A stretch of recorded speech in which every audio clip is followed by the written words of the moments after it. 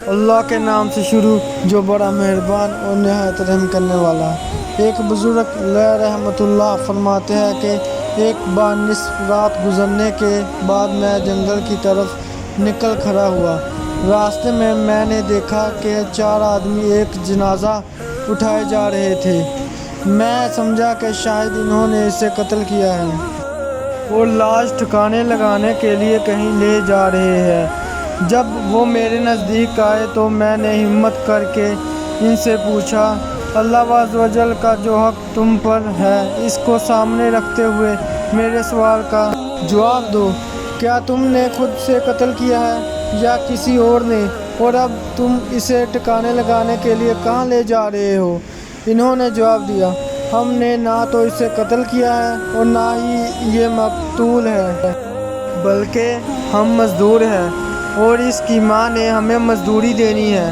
وہ اس کی قبر کے پاس ہمارے انتظار کر رہی ہے، آؤ تم بھی ہمارے ساتھ آ جاؤ۔ میں تجسس کی وجہ سے ان کے ساتھ ہو لیا۔ ہم قبرستان میں پہنچے تو دیکھا کہ واقعی ایک تازہ کھودی ہوئی قبر کے پاس ایک بوڑھی خاتون کھڑی تھی۔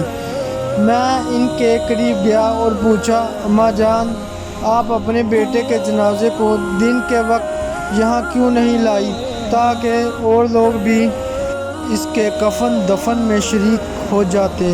انہوں نے کہا، یہ جنازہ میرے لگتا جگر کا ہے۔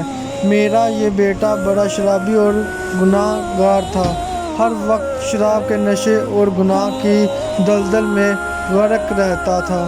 جب اس کی موت کا وقت قریب آیا تو اس نے مجھے بلا کر 3 چیزوں کی وصیت کی۔ نمبر 1، جب میں مر جاؤں تو میری گردن میں رسی ڈال کر گھر کے ارد گرد گھسیٹنا اور لوگوں کو کہنا کہ گناہ گاروں اور نافرمانوں کی یہی سزا ہوتی ہے۔ نمبر 2، مجھے رات کے وقت دفن کرنا، کیونکہ دن کے وقت جو بھی میرے جنازے کو دیکھے گا مجھے لعنت کرے گا۔ نمبر 3، جب مجھے قبر میں رکھنے لگو تو میرے ساتھ اپنا ایک سفید بال بھی رکھ دینا، کیونکہ اللہ تعالیٰ سفید بالوں سے حیا فرماتا ہے، ہو سکتا ہے کہ وہ مجھے اس کی وجہ سے عذاب سے بچا لے۔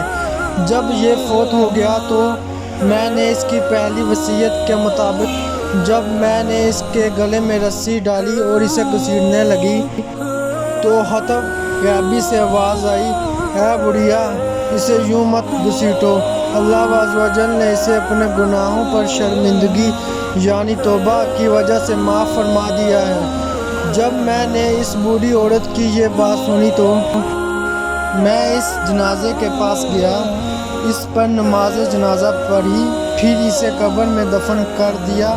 میں نے اس کی بوڑھی ماں کے سر کا ایک سفید بال بھی اس کے ساتھ قبر میں رکھ دیا۔ اس کام سے فارغ ہو کر جب ہم اس کی قبر کو بند کرنے لگے تو اس کے جسم میں حرکت پیدا ہوئی اور اس نے اپنا ہاتھ کفن سے باہر نکال کر بلند کیا اور آنکھیں کھول دی۔ میں یہ دیکھ کر گھبرا گیا، لیکن اس نے ہمیں مخاطب کر کے مسکراتے ہوئے کہا، اے شیخ، ہمارے رب عز و جل بڑا غفور و رحیم ہے، وہ احسان کرنے والوں کو بھی بخش دیتا ہے اور گناہ گاروں کو بھی معاف فرما دیتا ہے۔ یہ کہہ کر اس نے ہمیشہ کے لیے آنکھیں بند کر لیں۔